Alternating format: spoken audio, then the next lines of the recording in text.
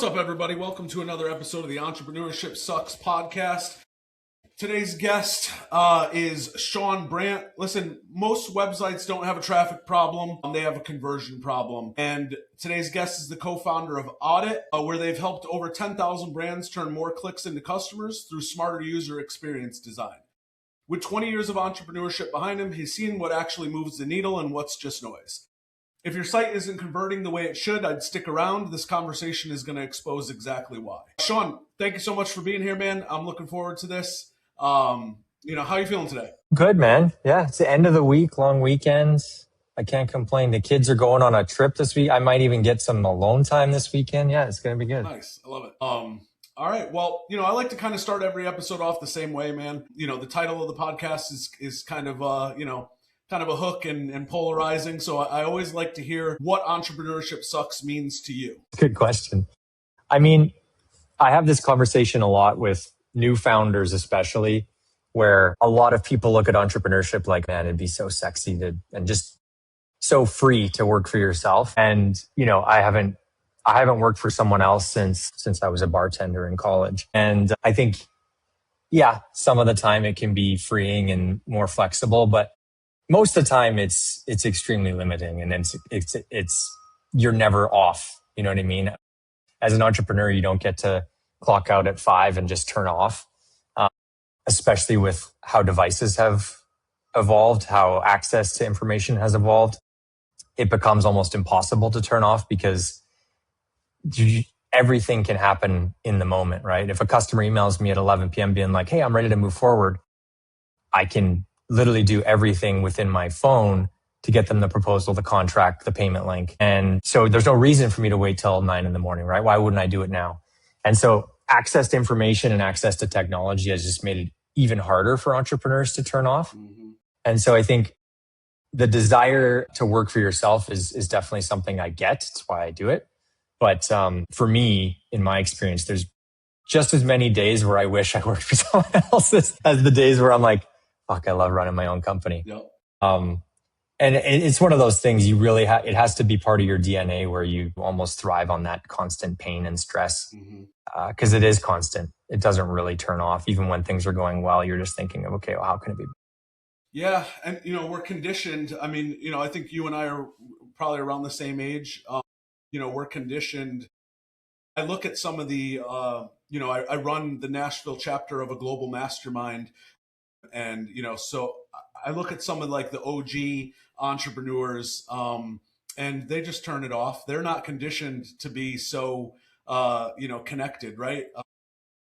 So like I know a guy back in Connecticut, actually, he owns like 400 doors, hundreds of millions of dollars in property assets, right? And I'm like, the goal is to get to that point where it's like he has his basically chief of staff who compartmentalizes everything between him and the business, right? So only the things that are extremely important for him roll up to him. And I'm actually, I'm in the process right now of building that out with OpenClaw. I had the founder of Lightphone. Are you familiar with Lightphone? I had the founder of Lightphone. You guys can look it up on the podcast a few weeks back.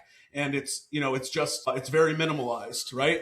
But they just open sourced, they allowed basically a third party open source marketplace where you can kind of connect things. So I'm trying to figure out the infrastructure of how to have that Lightphone be the kind of, the compartmentalization between me and my AI chief of staff and all roles within my company, so that I can turn off, but the business is still able to move forward if an invoice or something, like a client's ready to move forward on a Saturday morning, and I just want to be present, right?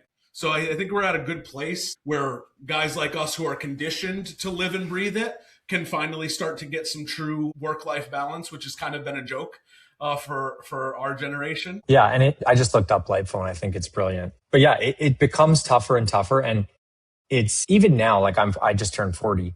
I have 3 kids. And honestly, if I didn't have kids, I'd probably still be in the same mindset. Yeah, right? Absolutely. 5 o'clock hits and it's like, there's still 6 hours of work. I could do it Monday because it's not pressing, but I don't have kids. So I'll do it now. So kids change everything for me when it came to entrepreneurship, where it's just like, you're trying, one, to just get home, whether it's because of necessity or because you want to be. Yep. In my case, it's both.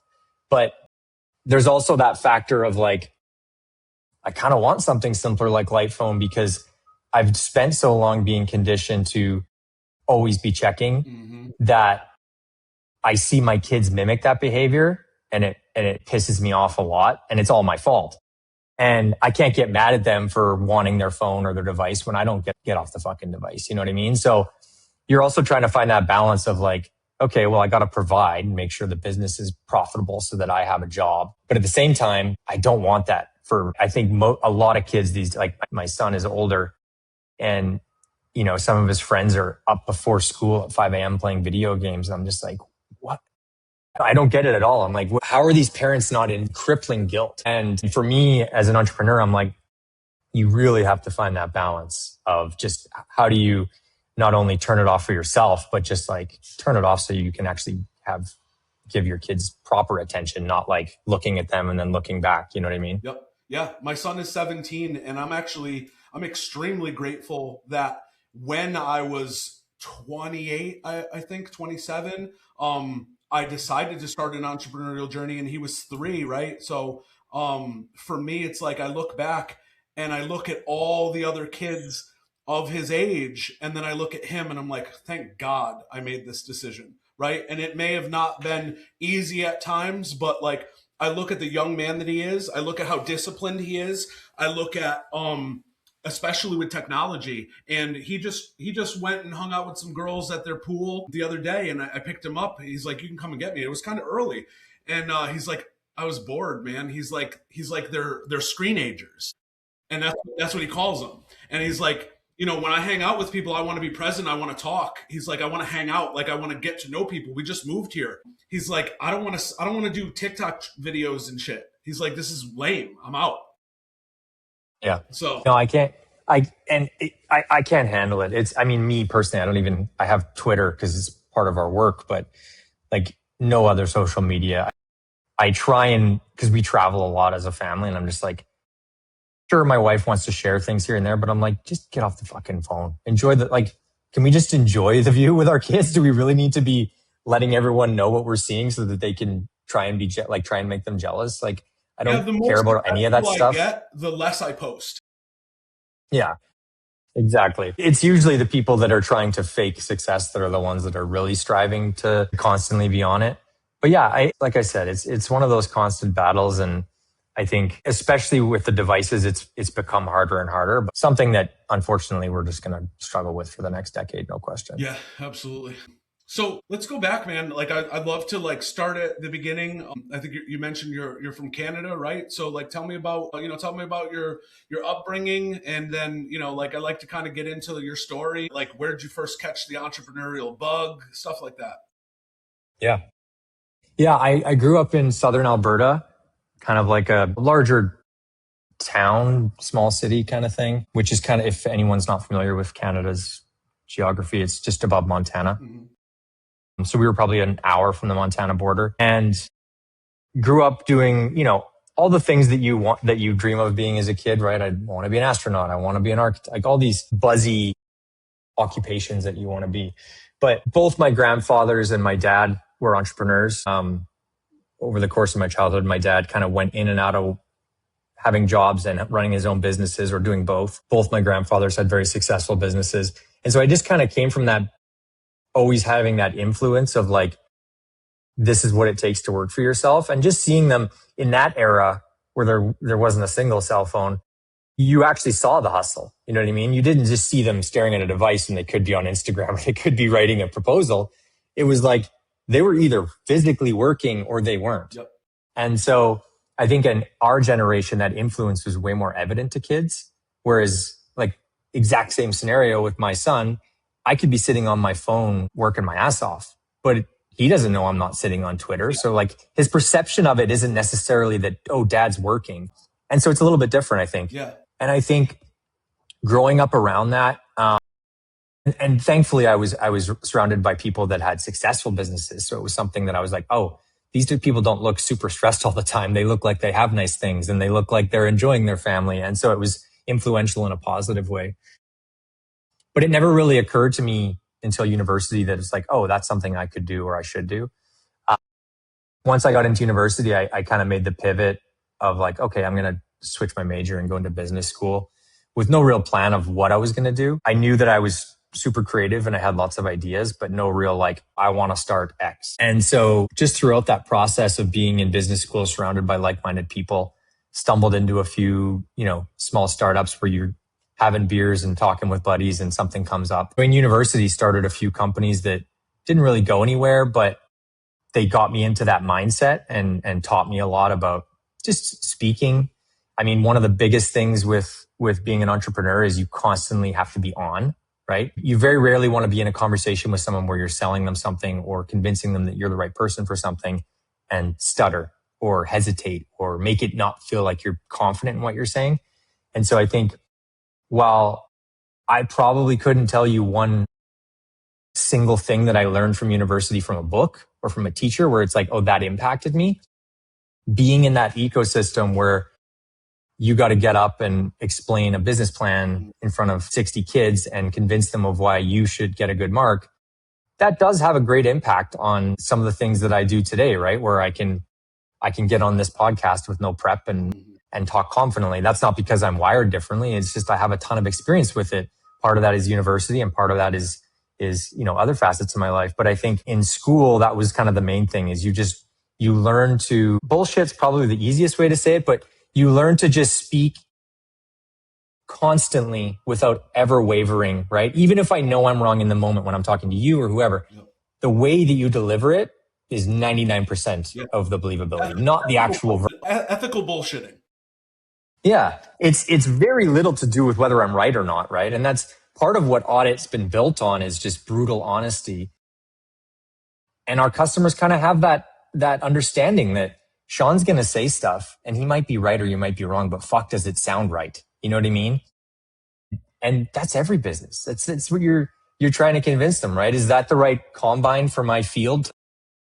Who fucking knows? I've never been to your field, but I'm going to make it sound like it's the only one you need, right? That's entrepreneurs. That's being a business owner. You're trying to, whether you're running a restaurant or running an audit, you're just trying to convince people that this is the place to be. This is who you need to hire. And I think college gets shit on a lot now because academically the classes or what you're learning or the politics of it become more important to most people in the media and how people perceive it. But being around kids that are driven in the same things as you, whether it's medicine or business or art, that's the benefit. Mm-hmm. It's got nothing to do, fuck the teachers and I didn't care about any of that. It was being around people that was like, oh shit, we're on the same wavelength. Let's talk. Proximity. Yeah. Mm-hmm. That's it. It's just like being in sports, right? If you're surrounded by good players that complement your traits, you're going to do better. It's the same in school. And so that's how I view it. And even when I talk to my kids about it, I'm like, my daughter and my son both are like, oh, I want to do this. I'm like, well, that's great. But like, don't worry about what you want to do. Just go to school or don't, but like go to school and figure it out. That's the main thing school's for me is go and find your people, find what you're good at, what you're passionate about, what made you stay up at night or not be able to sleep. That's what's really going to help you decide your major or what you want to do after school. So going through school was kind of the big tipping point for me where it was like, okay, yeah, I think I do want to run a business. And then in school, I had this idea to start a clothing company. It was when everyone was like, yeah, that was the cool business, right? No knowledge of the fact that it was fucking impossible and had made no money, but it was cool. It was sexy. It was kind of like owning a restaurant. And so I had this idea to go to schools. I was a very musical kid. And so my idea was, why don't we go to every school up to grade 6 in the city? And we're going to have a competition for students to write a song lyric, not a whole song, just one lyric, right? You could write a song and maybe we'll pick the lyric, but you write a song. And so we presented it to, I think, 50 schools, literally just hopping in my car with my buddy and we just drive to schools, knock on the door, like probably looked like predators. Hey, can we come in and, leave this little competition for your kids? And the idea was basically whoever's lyrics were chosen, their school would get half of the profits of the shirts we were going to make. We were going to make clothing with these lyrics printed on them. And it was a big point for me because it went nowhere. It didn't work. We couldn't find the funds and we couldn't effectively make it happen. But I talked to hundreds and hundreds of kids and tons of administrators in schools. And we got some amazing, amazing lyrics from these kids. And it was very inspiring for me just to see kids at that age that were like, oh, this is really fun. I want to be a part of this. We ended up presenting one of the schools. I had some guitars donated. So we weren't able to actually produce the clothing, but we were able to donate some musical instruments to the schools. And it was just one of those, like, I wouldn't call it a business because to me, businesses make money, but it was a fun creative exercise where I was like, okay, like maybe I didn't make money with this one, but I can get people to buy into an idea, right? I got a lot of adults to believe that it was going to happen. Mm. And that's kind of step one with the entrepreneurship journey, right? It's like whether you're pitching for fundraising or pitching the idea to someone to be a business partner or a customer, you're trying to get them to be like nodding their head, right? Like, yeah, this makes sense to me. This is cool. And I saw that for the first time that like I was capable of that, even though it didn't work. And so that kind of put me on this journey of like, all right, I think, maybe my skill set is creativity and that's where I need to focus. I met a guy, my business partner now, he's been my business partner for 20 years, my best friend. We were on a school ski trip where everyone's basically you're skiing for 10% of the time and drinking the rest of the time. And, we got put in the same room and we're up late the first night. And I was like, he's like, well, what are you doing? Like, what are you doing with your degree? Like, what do you want to do? Right. He was in finance. He was going to be a day trader or whatever. He had a very clear path in his head. And I was like, I can't draw. I can't, I don't have like hard skill sets necessarily, but I'm extremely creative. I know how to manage the creative side of things and bring an idea to life. And I was like, I think I could do that for companies. And I was like, I want to start a creative agency. At that time, not really knowing what that meant. And he's like, I love that. I think I'd like to do that. And literally, that was the first night I met him. This was probably 15 minutes after I met him. And we got back on the Monday. We filed paperwork to be partners. And we started our first creative agency within 24 hours of meeting. We've been best friends since. We've lived together. We've moved to Miami together to start a business. Our families are friends. And we've run 11 businesses together since then. That agency we started on that ski trip grew to over 100 people. We had offices in Paris, Toronto, New York, Miami, Toronto, Calgary.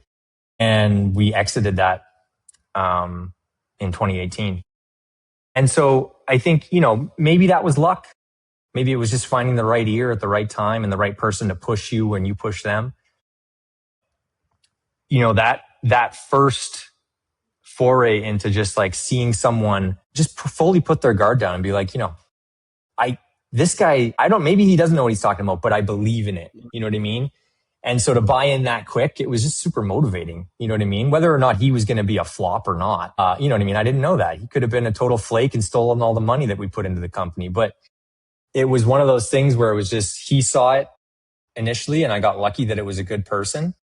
And I think in terms of entrepreneurship, and other people I talk to running businesses, our relationship is extremely unique. Not from, maybe that part is unique as well, but there's very few business owners I know that are not in the business anymore and they don't hate their partner. That's the most common conversation I have is, but yeah, are you still doing X? And they're like, oh, no, we sold it or we stopped it or it closed or it failed or whatever. And I ask about the partner and they don't talk. That's the most common thing you hear is they had a falling out, whether it was the business's fault or their fault. And it's just very rare to find people you can work with and fail and continue, whether it's as friends or as partners. And I think that's one of the biggest things that I say to every young entrepreneur is at the beginning, I really don't care about your idea. It's just like a sports team. Is it the right person you're doing it with? And if you're alone, that's irrelevant, but you're still going to have to hire people and find partners and people that are going to help you do it. But finding the right person to do it with, where, there's going to be positive days where it's super easy to be an entrepreneur when things are good. It's when it gets shitty that you find out what you're made of and what your partner's made of and what that relationship is like. And I think dealing with Cam, the guy that I'm talking about, it's like we can scream at each other at 5 o'clock at the end of the day and tell each other to fuck off and call each other names. And then 9 a.m., it's like, hey, man, what's up? What's on the docket today? Like, it didn't even happen. And to me, it's very similar to how you're choosing a wife or a husband or whatever. It's like, there's no dwelling on the past. There's no hard feelings. It's just like, we have a mission and we got to accomplish it. And dwelling on that bullshit is not getting anyone anywhere. And so I think that relationship is the number one thing. Because like I said, that business I pitched him wasn't even a business. It was just a random, broad idea. Had nothing, no business plan, no numbers, no staff, no clients. But you're finding someone that's on the same wavelength in terms of just feeling, vibe. You know what I mean? Like that's what it's the same as a partner, like a life partner. So I think that's the biggest thing when I do mentor pass calls on mentor pass, and it's like talk to young entrepreneurs and they're pitching me in their idea. And that's one of the main things I ask them, like, what about your partner? Who are you doing this with? And when they start talking about that, I'm like, I really pry on that. Cause I'm like, that's the most important thing. If you're determined, and you're hustling, the business will work. It's very rare that the business doesn't work if the founder is passionate and knowledgeable and hardworking and determined in any industry. There's obviously anomalies where, COVID hits or shit like that, where you just can't see it happening. But the people you're in the trenches with, that's what determines true success for a lot of these businesses. So it's something that I'm always trying to drive home because it has such an impact on me. I probably wouldn't have done that business if he would have just had another drink of his beer and been like, cool, man. I probably wouldn't have started that business. It would have never happened. I mean, making important decisions quickly is definitely one of the, pillars of success. What you're talking about partnerships really hits home, especially the contrast between, or not the contrast, but the comparisons between that and a marriage. My wife and I have been together since we were 17, and we've been through it all. And the same thing, like, you scream at each other, and then the next morning it's like, okay, that happened. Like, I'm sorry for the things that I did. You're sorry for the things that you did.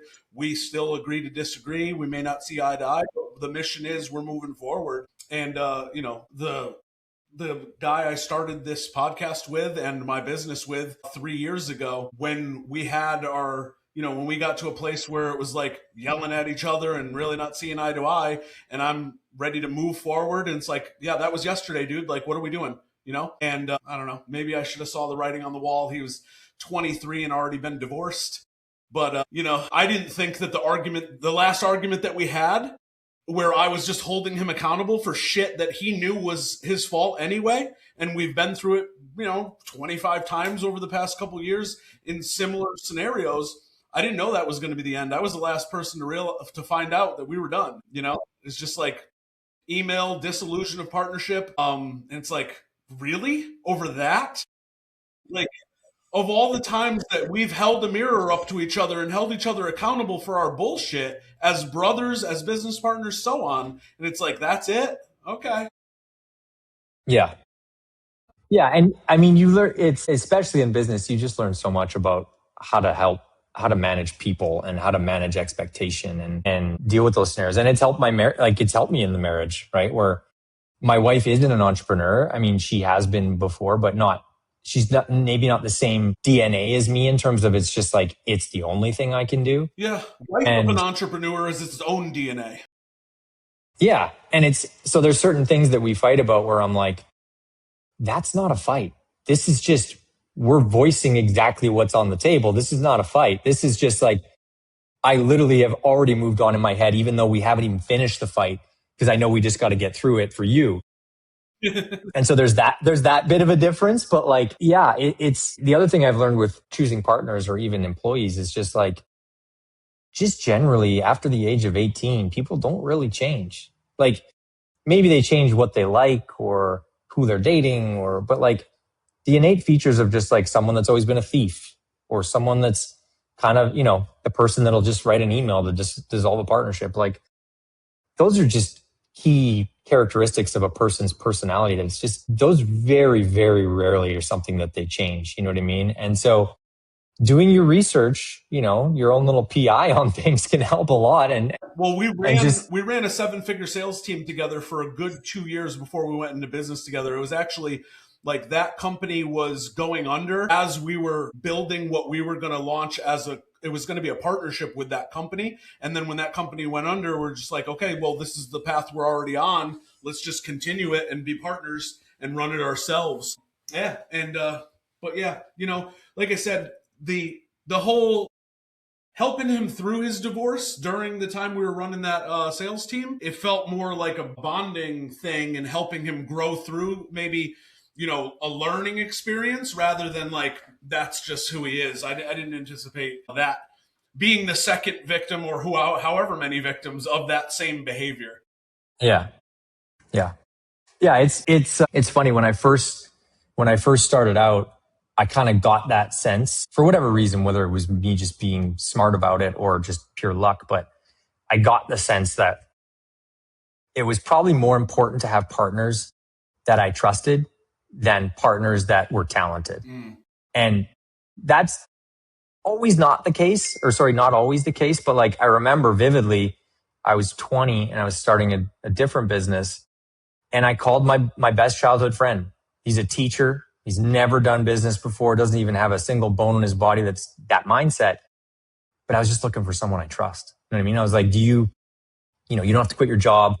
Here's what it would look like. Here's what the schedule would look like. Here's what I need you to do. I know you don't have any of these skill sets, but I was just looking for someone I trust.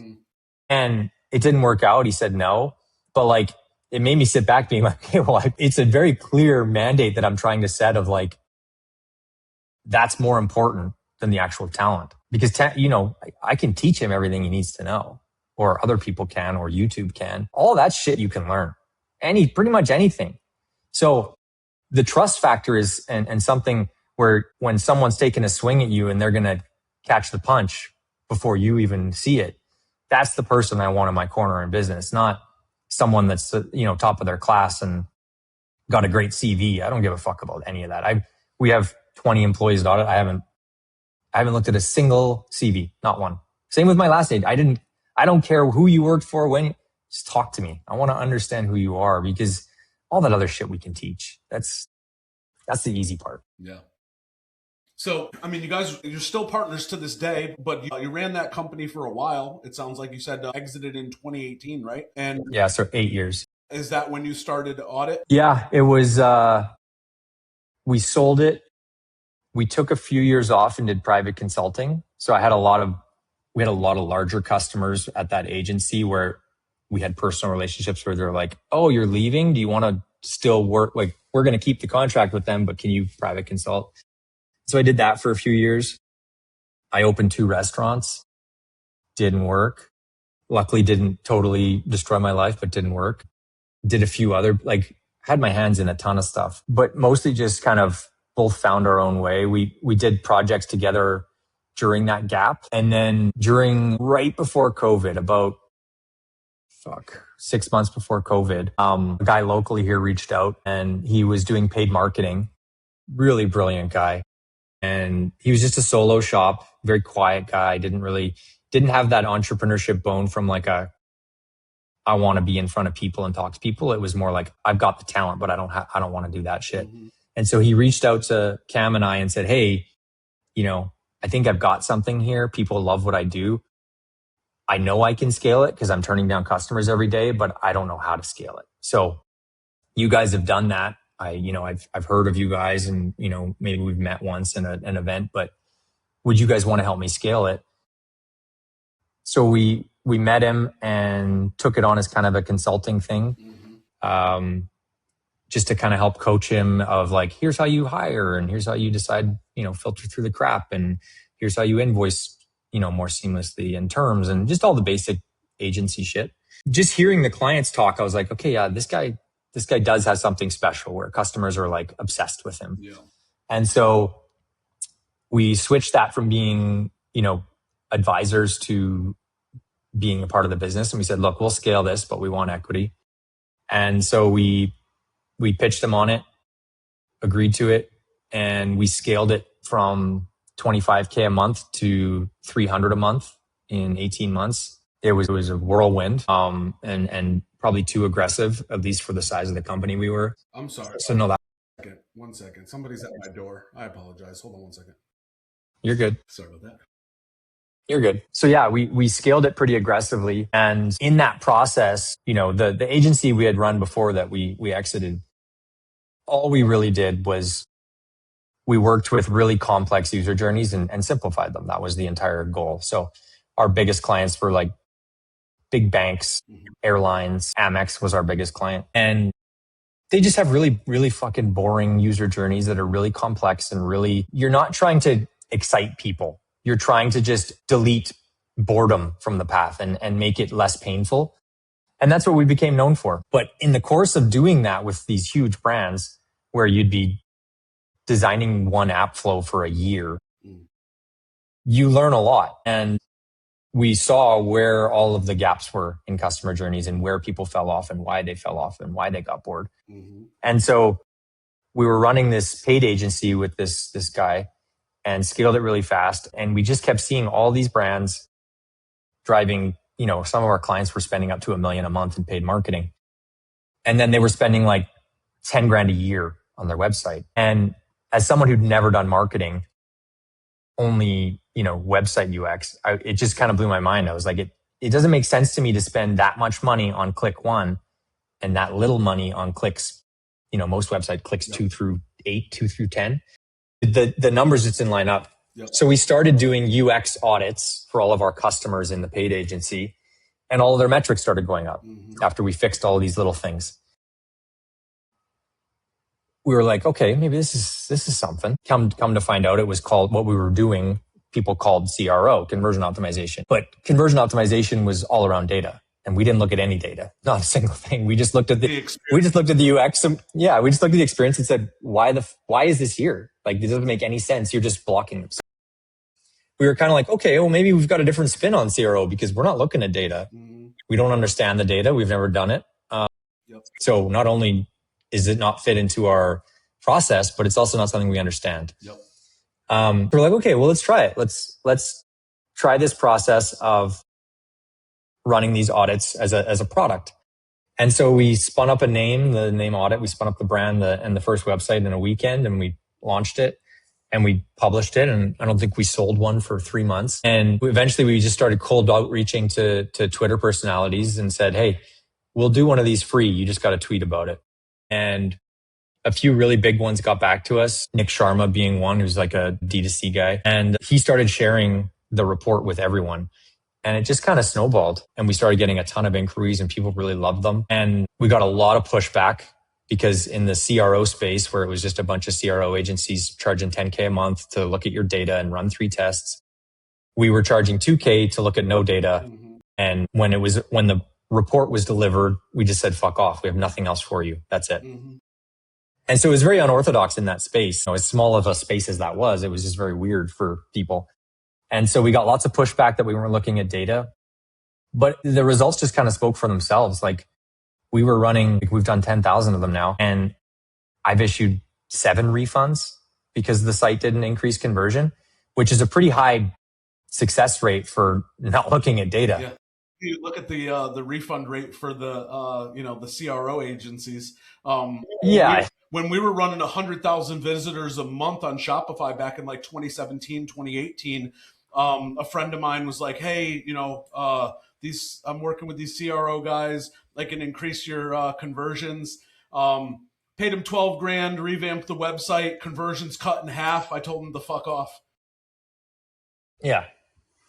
It's honestly, and that as someone who had experience in the agency space, we also went into the mindset of that past agency, the way it grew so, aggressively is we just said yes to everything, right? Whether we knew how to do it or not. If we didn't know how to do it, we'd say yes. And then we'd find someone that did, hire them, and then, push it to the customer, which is what you do when you're young and dumb.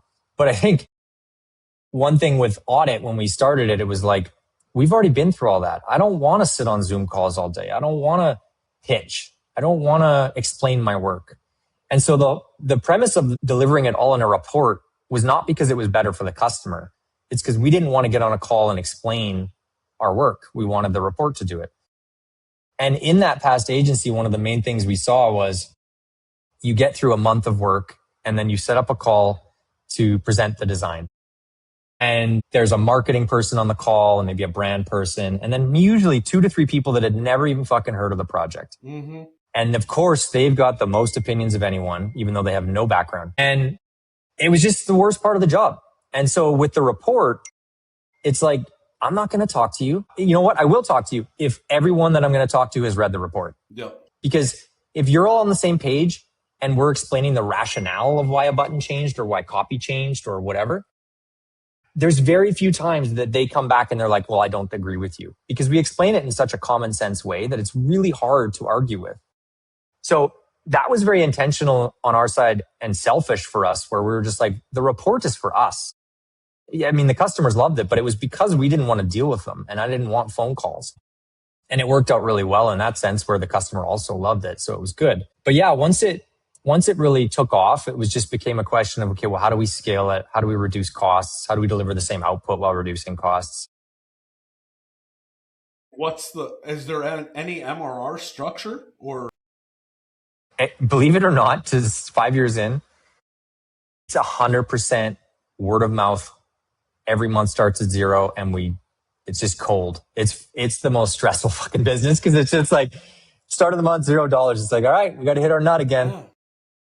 Thankfully, we've done it every month for 5 years. It just keeps coming, and we've never run paid marketing. We have a huge Twitter following that helps. 2026, I mean, you have if I put myself in your shoes, the exact way that you built this, right? It's like, we don't want to get on calls. We don't want to deal with everything that you just talked about. And I'm like, okay, now here we are, 2026. What does retention look like in the AI space, right? How do you stay within the model and continue to be valuable? And I'm like, you can just have an AI system that does ongoing now. That's just the monthly recurring thing. And you solve that one-off problem, and then you solve a completely different problem ongoing, month to month, no contracts, no nothing, just, yeah, I think there's definitely, I mean, I don't know what you guys, here I am, I'm consulting, right? I don't know. No, honestly, I've been in the AI space since 2022. I just default to these kind of conversations when I feel like it makes sense, but No, and we've been building internal AI tools for over a year now. And I've worked through a few different AI engineers, or claimed they were engineers, and fired them quickly. And we've got a guy now he manages 100 engineers at $1 billion company, and he's head of the AI department. And he gets it. He's much smarter than anyone else we work with. No matter what we do for the past 6 months, we cannot get a result that I'm like, yeah, I would give that to a customer. So for that reason, we have not released anything. We are building tools for it. And the goal is not to hide them and charge our customers the same price and just pretend it's us. It's to probably have a fork in the road where it's like, you can hire Oddit AI for cheap, or you can hire Oddit human intelligence, which is more expensive. But that's kind of how we positioned it is, I've dealt with enough designers and brands to know what a good output is. And I don't care what you see on X. There's absolutely no tool that's spitting out a design that is beating a good designer. It's just not, it will be, but it's not there yet. And so we're kind of in that middle ground right now where, yeah, we're feeling the burn of like people are saying no or hesitating because they're trying tools. Mm-hmm. But so far for us, we haven't changed our tune. It's kind of like it's human right now. There's no. I mean, where AI is right now, I'm a 100% advocate for like, knowledge has become commoditized, benign, but experience is still irreplaceable, right? And so most of the projects that we're working on, my team is way smarter than me. I intentionally try to stay high level and don't get my hands too dirty, because it's just, you can't be in the weeds and running a business at the same time. It's just too much, right? And so like, I don't pretend to be an AI expert. I'm the Steve Jobs, not the Steve Wozniak, right? But some of the projects we're working on right now, it just reminded me of like kind of the place that you're at. It's like these guys, University.com is a good example. Like, the Tate brothers, their whole thing is like 10 million a month coming through that website. They built the whole AI backend support system to replace a very large team. Not replace, but like 80-20 Pareto principle, right? Empower that team so they can scale to 20 million a month without having to double the team type of thing. And that's what we usually come in and do, that kind of stuff. I think it would be fun to even just like shoot the shit about it. I'm like you. I get excited about the idea more than I do about the project. If you were like, hey, that's actually a good idea, I'm going to have my internal guy do it, I would be excited just to keep in touch and talk about it. Yeah. And with our business, there's so much opportunity for how we can inject it into our processes, our outputs, especially our new with my products. background, right? Like I love, driving 100,000 visitors a month. I never ran a dime in paid ads either. It was all, or I was working with meme accounts on Instagram, and it was just all paid promos. I throw them $100. I'd get back a couple grand on every promo. It was beautiful. Yeah. Yeah. So it's just always fun for me. I miss it kind of, to an extent. Yeah. To what I do now. Yeah. Yeah. I think over the next year, we'll evolve for sure. We're going to have to, or it's just not going to work. We'll become less and less relevant as knowledge and design becomes more and more accessible. Mm-hmm. I think we've probably skated for a little past our due date in terms of just organic and shit coming in cold. But no, man, it's been super fun. And I'm also at that point in my entrepreneur journey where it's like, it could go away tomorrow. And I'm not really... Yeah. I'm not like, oh, it's my brand, my baby, I got to pass it to my kids. It's like, no, I've been lucky enough to have, this would be my third exit, and we're trying to sell in the next year. Mm-hmm. And it's like, I know that it's a 1 in 10 chance that it does, and that's okay. And I'll do another one, and that's a 1 in 10 as well. Yeah. That's entrepreneurial, and so man. Being able to just walk away, start the next one, getting so emotionally attached to the outcome. It's where all the rigidity, it's where all the stress, it's where all the bullshit, that's where entrepreneurship sucks. Yeah. And I have so many friends that they just don't know when to walk away. Mm-hmm. And I'm just like, I've seen them put in bad positions with partners and lawyers and banks and the government because they just didn't know when to pull the plug. They were trying to scrape that extra, oh, no, I think we can get to here and then we're good. And I'm like, taking on more risk when you're like at that risk threshold is just, but it's very hard to have that mindset of like, I'm okay with being publicly viewed as this has failed. That's the biggest thing. It's not even that they're like truly believe they can make it work.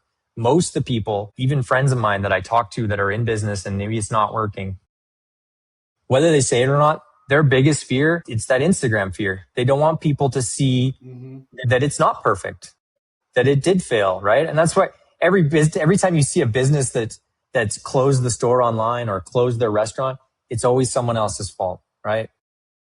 Products got too expensive or this happened and someone cut us off. It's never just like, yeah, we fucking failed, right? Because that's what they're worried about. They're worried about other people's perception of it.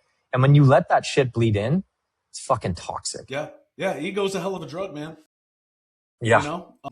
For me with the e-commerce store, man, I mean, we were at our peak of success and I held on too long, right? We were, it wasn't nothing amazing. I think we were at I think it was like $1 million or $1.2 million valuation. And I was like, well, by the summer, I'll get it to 2 million. And then my wife and I got pregnant with twins. My grandmother went into the hospital.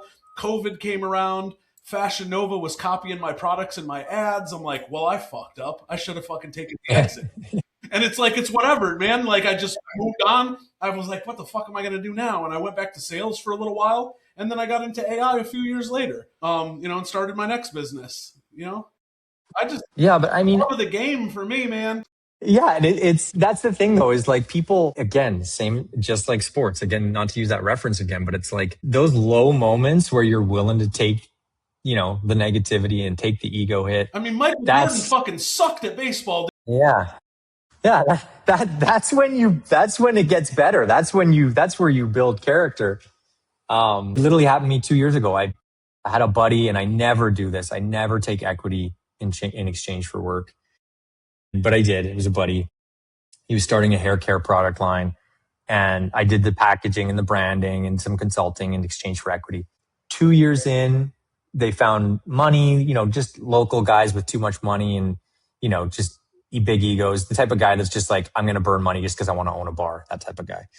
And they gave him money. One of their caveats was, we got to open 3 barbershops and expand online more and do all this stuff, right?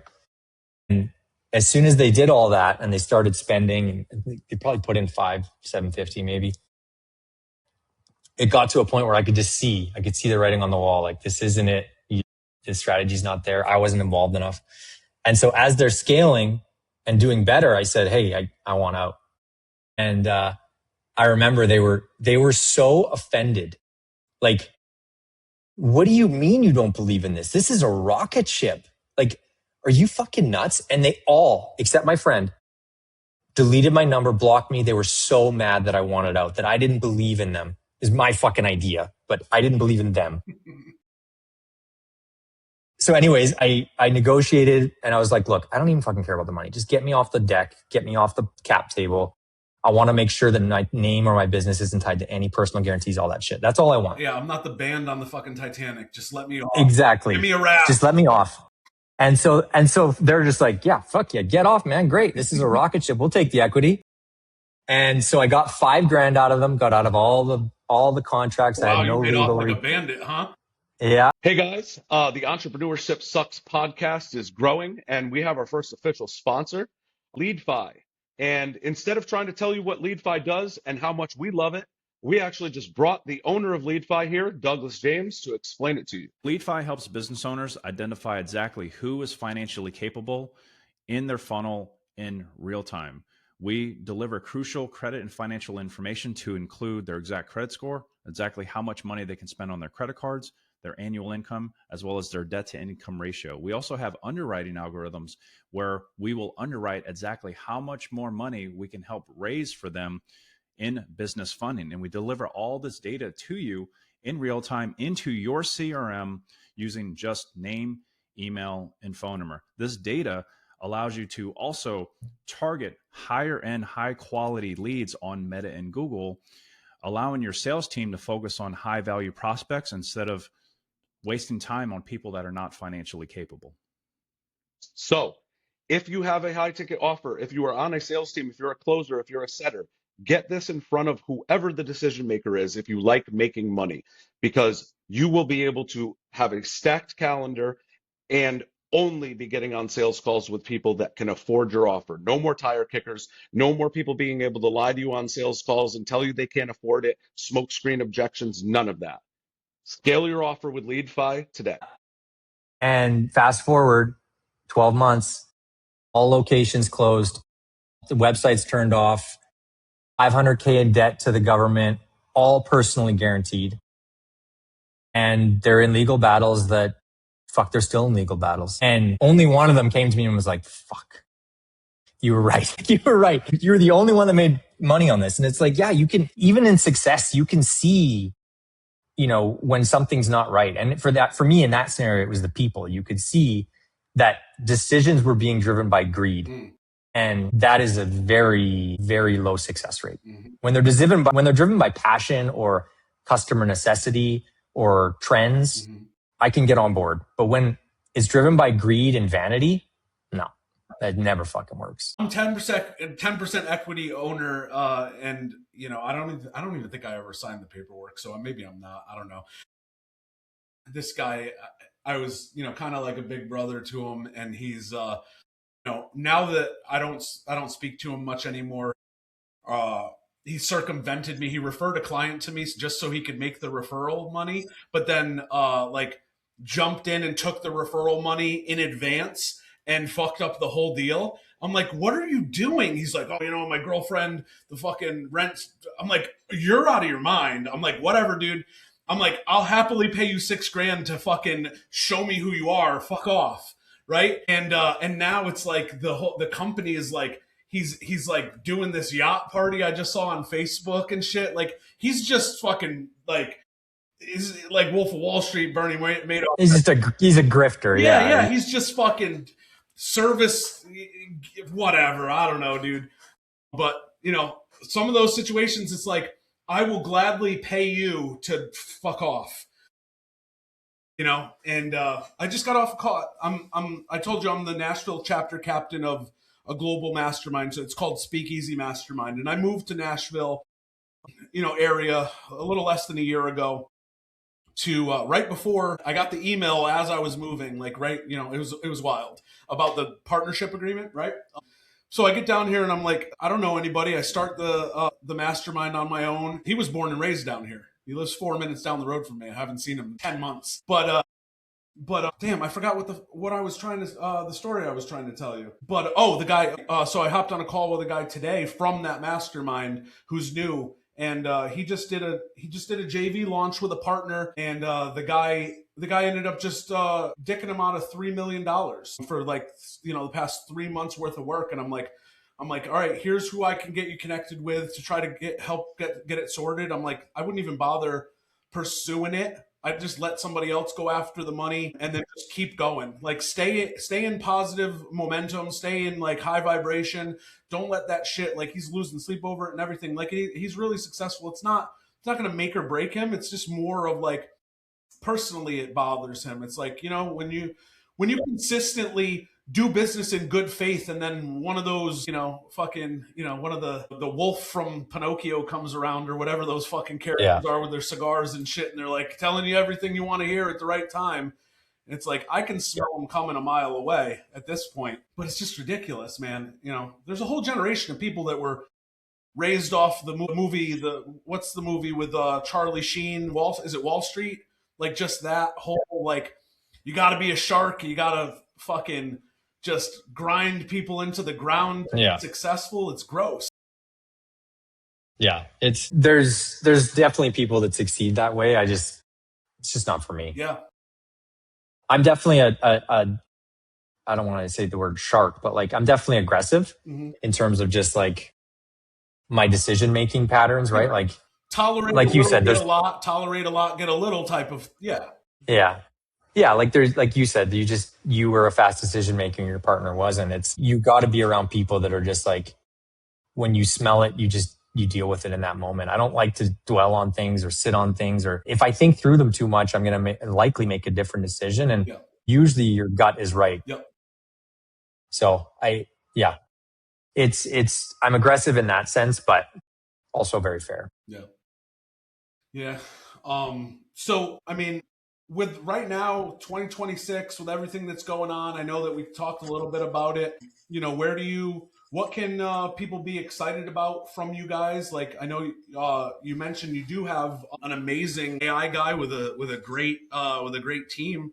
What can you tell me and the audience about, like, what's coming or what to be excited about in the this is just we're in the wild times right now. It's right. So everything is completely just being uprooted and completely disrupted. So I definitely like to hear what people are thinking, like where things are going, what you're working towards to adapt or just completely destroy, rebuild. There's two main things that we're working on. One is, and we learned this the hard way, but we have a database of 10,000 Figma files.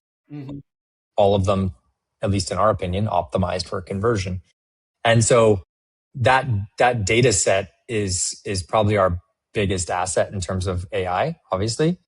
Unfortunately, Figma is an absolute nightmare to integrate with AI. It doesn't really open the doors very well in that sense. But the main thing we've been working on is how do we help people generate designs, ignoring the internet and only looking at our Figma files? Yeah. Which I thought was going to be a lot easier than it is. It's been an absolute nightmare. So now where we're at is when we complete a design, we have AI build it into HTML because the HTML in Figma is not fantastic. We then clean it up, make sure it's effectively a functioning, well-organized page that could go live. And then those files are then saved and used as part of the data input. So instead of Figma, it's actually built pages using our designs. And so what we're working on is essentially the ability to, input your brand and use our database of assets to skin a landing page or skin a homepage and build it, which is tricky because there's so many landing page tools out there that's not what we're trying to be. And so that's part of what I've been struggling with on the product side is like, how do we position it in a way that's we're helping you rebuild your website using our knowledge and our information and our data set. What about just opening up the data as an API? It's something that we've thought about and just blanket giving them access to everything. Or it's definitely a tool that allows the API integration into a ClickFunnels, a high level, a name one, right? Versus trying to be a standalone of your own, right? Yeah. No, and we've had multiple discussions. I follow some people that are, Alex Becker, Hyros, and a lot of the things that he's talking about, and people, similar to him in, experience and success are, just talking like everything is getting to a point where it's like personalized tools, just opening up your API and monetizing and bringing value through the data that you've created and acquired over the years versus being a standalone tool that people pay monthly for, because it's just we're at a minimalizing like kind of threshold where people are trying to go from this huge tech stack to like most of the clients that we work with right now. It's like, I got all this shit duct taped together for the past decade and we're super successful, but I want my own in-house, whether it's front end, back end, client success, sales pipeline. I want it owned and I want it in-house. Yeah. Yeah. We've had multiple discussions like that. Like we have a good relationship with Replo. Like I said, we've been actively looking for acquisition and we talked to Unbounce about being acquired. And that was one of the conversations is like, we can just plug this into Unbounce and now they can use Oddit's repository. So the conversations are happening. I think the main thing for me, and it goes back to the entrepreneurship side, is like, there's just certain things that we do where they don't make financial sense. They're just because we don't want to do certain things. You know what I mean? Where it's just like, yeah, like customers say to us all the time, why don't you guys A/B test? Like you'd make a killing. I'm like, yeah. Like we get asked every day if we can A/B test. I'm like, I just don't want to fucking talk to you every week. And I don't want to, frankly, be held accountable for every change we make. I want you to go take this high value document with 100 recommendations for a decent price. Mm-hmm. And if some work and some don't, I don't care. That's the whole point, is to make you think and educate you and give you ideas. Mm-hmm. That's why it's 1/10 the cost of a CRO agency, so that I don't have to hear about it. Yeah. So there's certain things in conversations and tools and whatever where I'm just like, yeah, we could. Do I really want to do that though? I think I'd rather go to my son's football game on a Tuesday at 3. You know what I mean? Like a lot of that plays into it. And thankfully my partner is the same, right? He has 3 boys and we're at that same point in our lives where it's just like, yeah, we could double revenue over the next few years, but we're pretty fucking comfortable. I'm not the guy that's looking to build the unicorn. I'm looking to build a nice, healthy base and be happy. You know what I mean? So yeah, a lot of it comes down to that. It's not even what could we do. It's just like, what do we want to do? Yeah. Yeah. So like, what does that look like when you're talking to, private equity or anything, when you're looking at exits, like what are some of those conversations? They're like, it's hard. It's hard. It's very hard. And to be honest, it's turned lots of them off. Cause they can see no matter what, no matter how good my sales pitch is, they can see I'm checked out. You know what I mean? Checked out of being an employee. Yeah. I think there's very few exits these days where it's a true turnkey where I wouldn't need to have an earnout and have a job there when it's over for at least a year. And so I think they could hop on one podcast I've done and be like, this guy ain't fucking staying. You know what I mean? Like they would know within minutes of hearing me talk that whatever I said on that call is probably a lie. So that's been tough because it's, to be honest with you, we've gotten the business to a place where the ownership, like us, we're running the company, but our team has been so well trained and educated in what we know that, I got to the office 15 minutes before this call, which was 11:30 my time. So that's when I got in, and I'm going to leave at 2. And nothing's being left. Like there's nothing that should have been done that I missed. And that's my average day. Mm-hmm. So like, that's where I am in my entrepreneurship journey. It's like, I could get here at 8 and we could squeeze a little more juice, but I wanted to play pickleball this morning and I want to go take my kid to his football game tonight. So I'm like, you're constantly in that battle. And so, yeah, in an acquisition, those are hard conversations because they're for a business like us, where we're not huge, we're not tech, it's a human business. They're buying us. They're buying me and Cam and our top people. It's an acqui-hire. For them to see me working 3 hours a day, they're not really excited about that because they're like, fuck, this guy's lost his drive. You know what I mean? And, you can look at it that way, but I just look at it like we've gotten really good at training so that we don't have to do some of that shit. And yeah, it has been hard, and it's made the conversations very difficult. That's honestly, that was the main reason why when I was like, I'm thinking about like an AI solution like that can build like MRR or retention or whatever. I'm like, well, if a guy wants to exit, man, he's got to make it sexier. That's all. Like, and then exactly away. They don't have to no and right. Most of the roll-ups that I'm doing or seeing they're putting AI in place so that it can roll up without them. Yeah, 100%. And it's something that we know we can't have it both ways, where it's like, yeah, we want to be less involved, and then we also want the money when we exit, and we don't want to work for you. It's like, okay, fuck off. That's not going to happen. So it's definitely something that we're working on. Another thing we're doing with the AI is we're building a tool on the site called the Oddit score. So you just drop in your URL, it takes about 40 seconds, and it gives you a full report, text-based, no visuals, because the visuals suck. But it gives you a teardown, similar to what we do in our reports. We're probably going to make, bit of a freemium model, like the first 20%, just here it is. And if you want the rest, it's $50 or whatever. And I think it's our easiest path to generating some ongoing revenue and testing paid marketing. Yeah. Because testing paid marketing with our current services is tough. Yeah. It's effectively an agency. That sounds like a decent SLO where you have like infinite scalability, where you're profitable, on the front end, right? At least whether you're getting paid to acquire a customer or breaking even. Yeah. Yeah. And it's not, there's a few of them out there.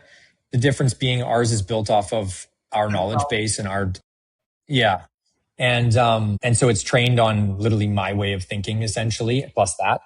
And so now it's just we're at the point where we're generating reports, but now it's fine tuning it to make sure that it's, I can look at a site and be like, that's a 70 out of 100. And then the tool give it a 60. And I'm like, okay, well, where did it fuck up? You know what I mean? And so there's that side of it.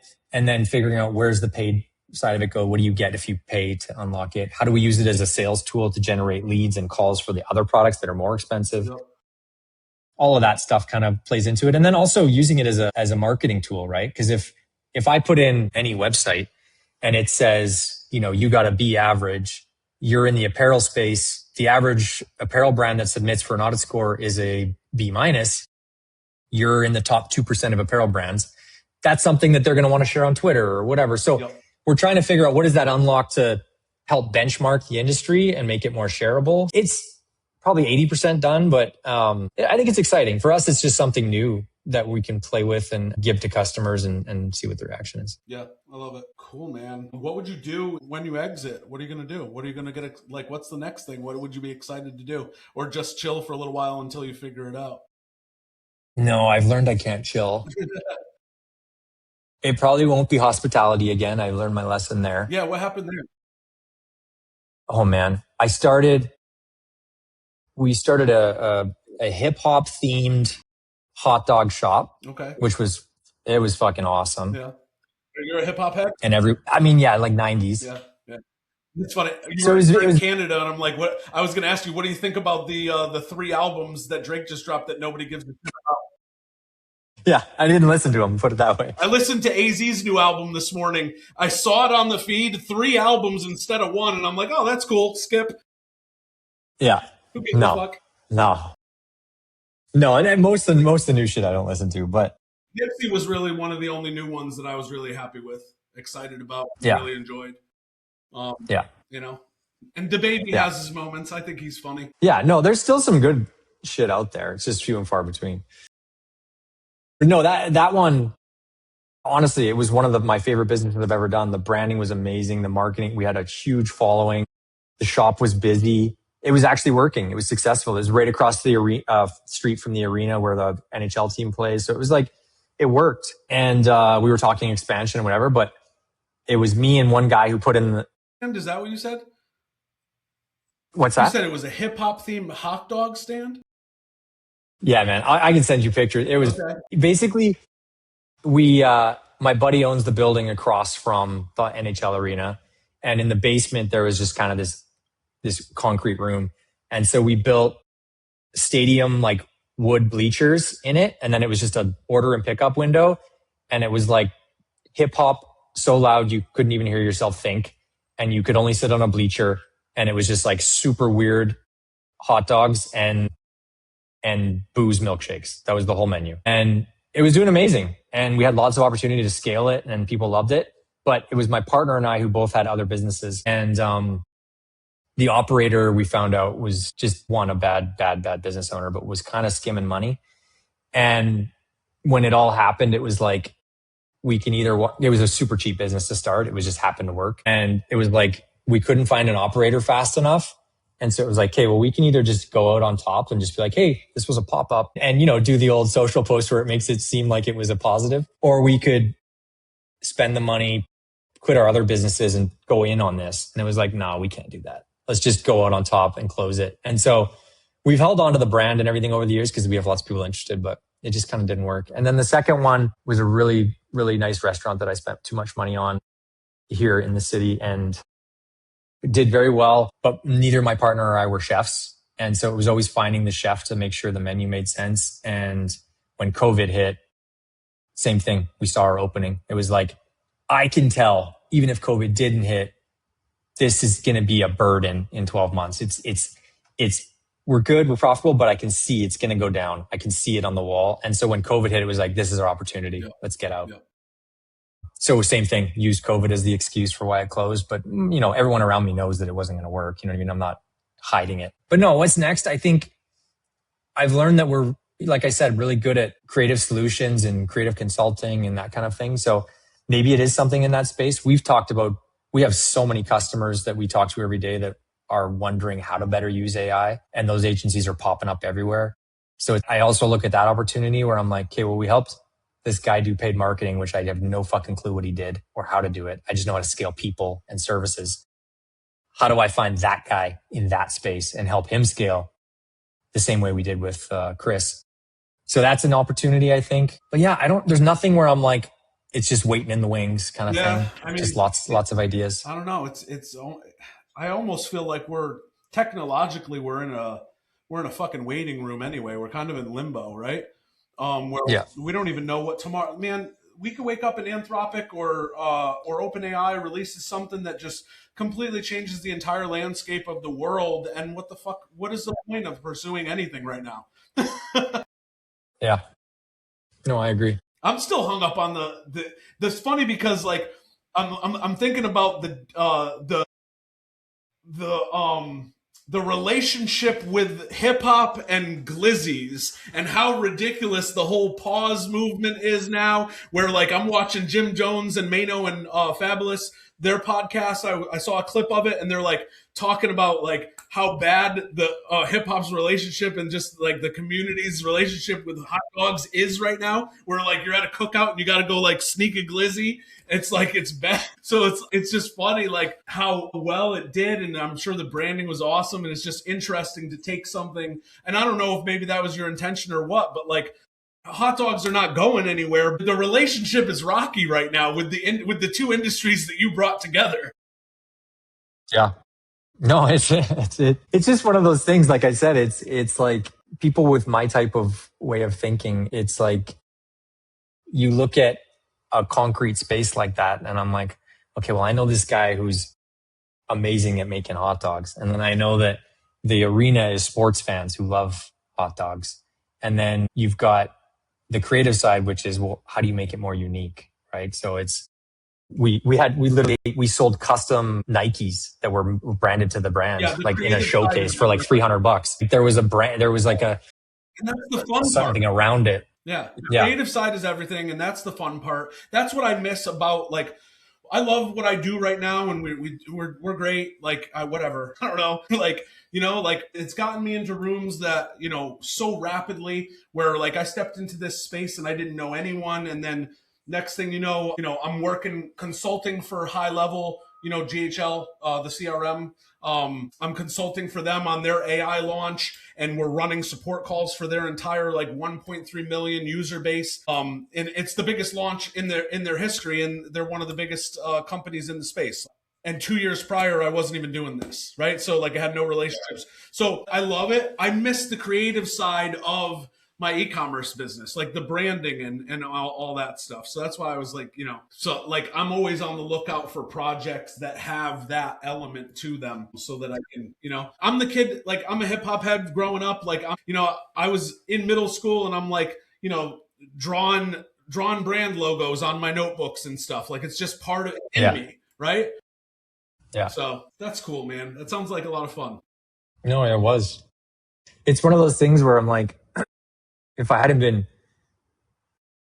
one of my best friends owns 7 restaurants in the city. And so he's always been a mentor to me on that side. And it's just like, there's something different in that space where it's like it's a different level of wiring. Hospitality is far and away, in my opinion, the hardest business because it's just, you're dealing with just so much different areas of struggle, right? Between costing and ordering and like whether it's the minimum wage of your lowest employees versus how do you deal with tipping versus food costs versus some dickhead is mad there's a speed bump on the street in front of it. So he gives your restaurant a 1-star review. Like it's just endless fucking headaches and a lot of it's out of your control. Whereas in my business, I feel like everything's in my control. Love it.